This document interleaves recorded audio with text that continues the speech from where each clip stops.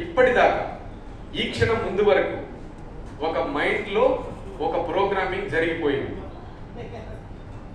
మీ మైండ్లో. అర్థమైందా? దీనికి తగ్గట్టుగానే ఈ మైండ్ పనిచేస్తుంది. అందులో ఉన్న కమాండ్స్, అందులో ఉన్న నాలెడ్జ్ మీ జీవితాన్ని నడిపిస్తుంది. అర్థమైందా? ఇప్పటిదాకా మీరు ఏం నేర్చుకున్నారో అదంతా మీ లోపల ఉంది. దాని ద్వారానే ఈ లైఫ్ నడుస్తుంది. అది ఎలా ఉంది అంటే, ఇప్పటిదాకా క్లాసుకు పోతున్నావు, నేను క్లాసుకు పోతున్నాను, నా జీవితం మారిపోతుంది. నీ మొహం మారు.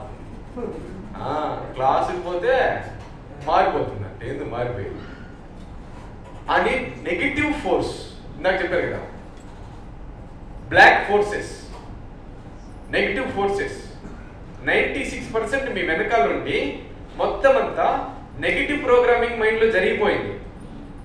ఇప్పుడు మీ మైండ్లో మేబీ నా క్లాసెస్కి రావడం మొదలు పెట్టిన దగ్గర నుంచి నేను దాన్ని ఏం చేస్తా ఉన్నాను, క్లీనింగ్ ప్రాసెస్ జరుగుతూ ఉంది. నాతో పరిచయం అయిన రోజు నుంచి నేను దాన్ని క్లీన్ చేస్తూ ఉంటాను. మళ్ళీ పాజిటివ్ ఎనర్జీని, పాజిటివ్ అఫర్మేషన్స్ని, పాజిటివ్ ఫ్రీక్వెన్సీని బిల్డ్ చేస్తూ ఉంటారు.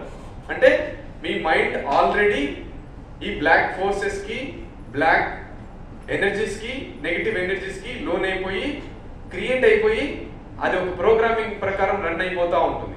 కాబట్టి నెగిటివ్గా ఆలోచించి ఏం పోతాం లేబా,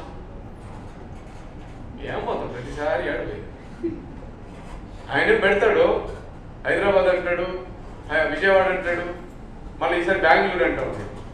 ఎన్నిసార్లు ఎక్కడ పెట్టి ఎందుకు పెడుతున్నాడు? విశ్వమాసుని పని లేదా? విశ్వమాసుని వైఫ్ పని లేదా? పిల్లలకు పని లేదా? రాజకులకు పని లేదా? ఆయనకి తెలీదా? ఆయన వెల్ సెటిల్డ్, ₹1 అంటే వచ్చేస్తుందంట, అయిపోయింది, ఇంకా హ్యాపీ, ఆల్మోస్ట్ డన్, అయిపోయింది కదా. మరి ఎందుకు నా వెనకాల సార్ రండి సార్ చేద్దాం సార్ అంటున్నాడు? దేనికి? ఈ నాలెడ్జ్ అందరూ తెలుసుకోవాలా. నా దగ్గరికి రాకముందు ఇట్లా వచ్చాడు ఆయన, సార్ కష్టాలు 5 కోట్లు అప్పు, ఏం చేయాలని వచ్చాడు. ఇప్పుడు తీర్చేస్తా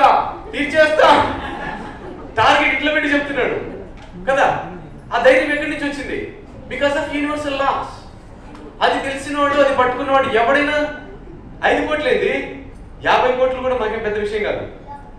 నా స్కూల్లో జాయిన్ అయితే అసలు డబ్బుల సమస్యలే లేదంటే మీరేమనుకుంటున్నారు? మా ఇంట్లో సార్ మీరు ఇలాంటి వాళ్ళందరినీ మార్చొచ్చేమో కానీ మా ఇంట్లో మా ఆయన మాత్రం మార్చలేము అనద్దండి. మీ ఆయన కాదు, వాళ్ళ తాత